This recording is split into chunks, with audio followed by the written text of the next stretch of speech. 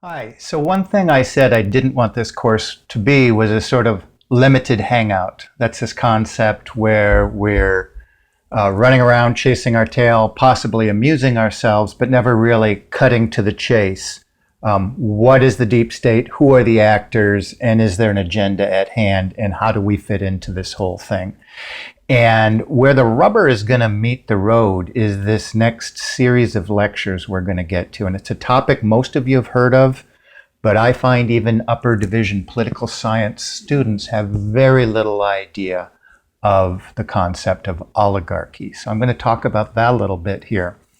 And over the next series of lectures, what I'd like to do is kind of think about what it is, how it functions, and how we can identify it.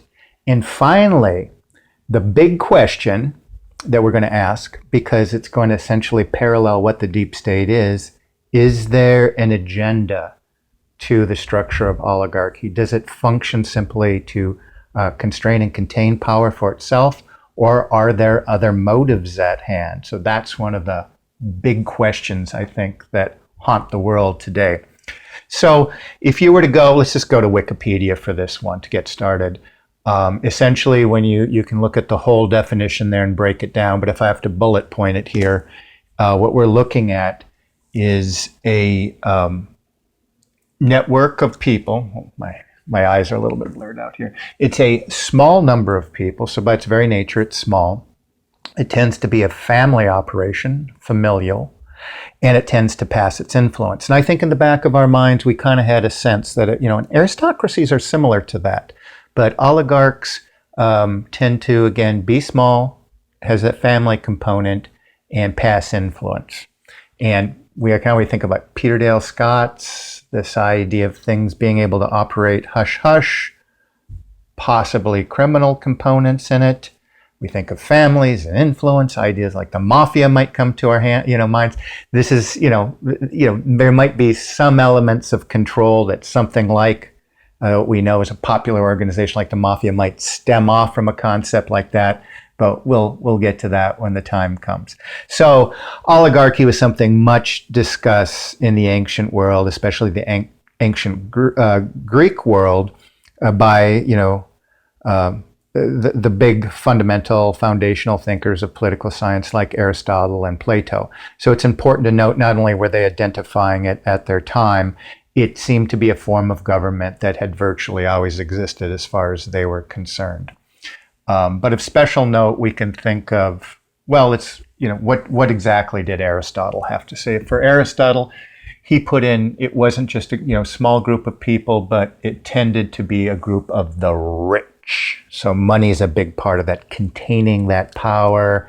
Modern equivalent, we could think of monopolizing the power, competition, as Rockefeller might say, is a sin. So it's this idea of really containing the power of the economic sphere and translating that into the political sphere for Aristotle very much. He also thought about that it operates for their own interest. So the government by oligarchy was going to operate for the interest of the oligarch. Now, it might say that it was operating for other interests, but if you broke it down, that's what it was essentially operating for. And what I want to do right now is provoke you a little bit and have you think about something in a fundamentally new way.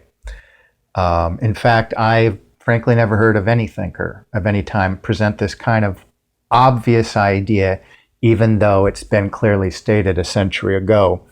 So for Plato, we can kind of think of the good old triangle in terms of his idea of an ideal state or an ideal social arrangements in terms of how power played about in terms of the lives of regular people.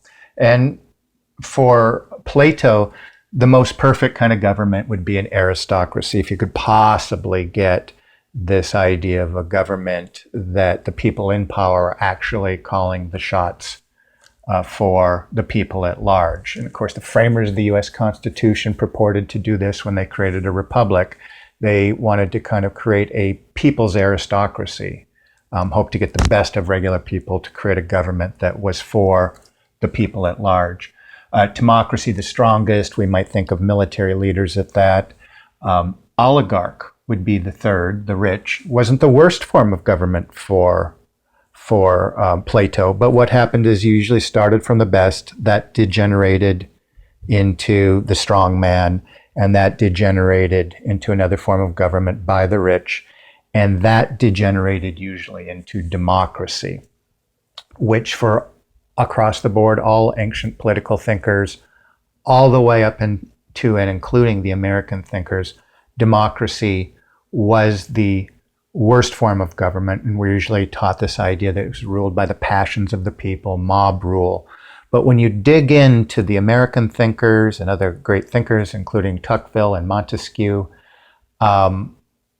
what you find is the real fear of democracy is that oligarchy never really disappeared, that democracy never actually replaced oligarchy.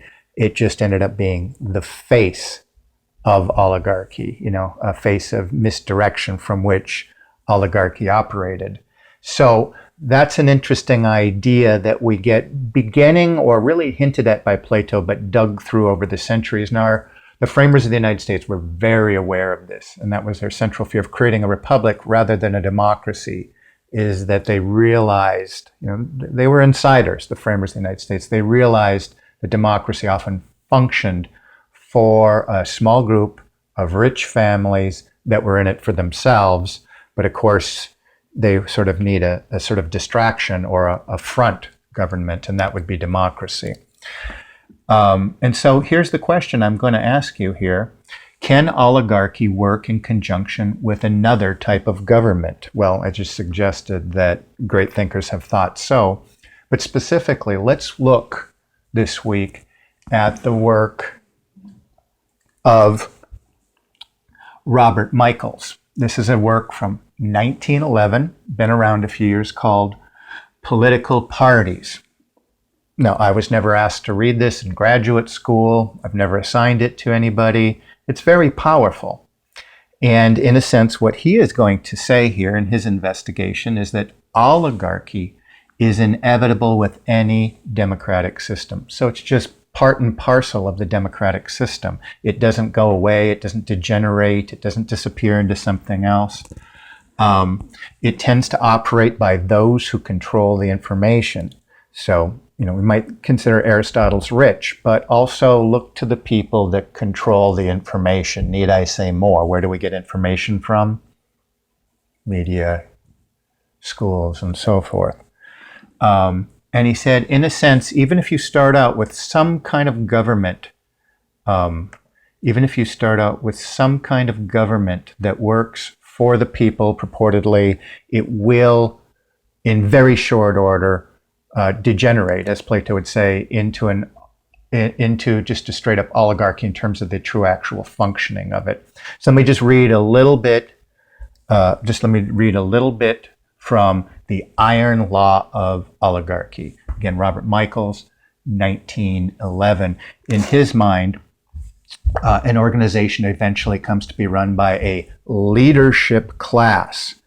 And in fact, that's oligarchy. And that's how we kind of oftentimes don't identify what's happening. They often function as paid administrators, executives, spokesmen, political strategists, organizers, etc. This leadership class will eventually and inevitably dominate the organization's power structure. And he's talking about everything from federal governments down to business organizations. It's just the nature of organization, says Michels. So, just want to continue a little bit here. All of the mechanisms can be strongly influence the outcomes of decisions made democratically by the members.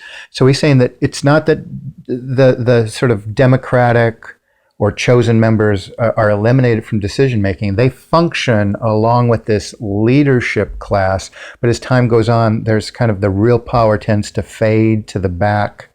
The real decision makers, and that's hence the expression real power doesn't show its face.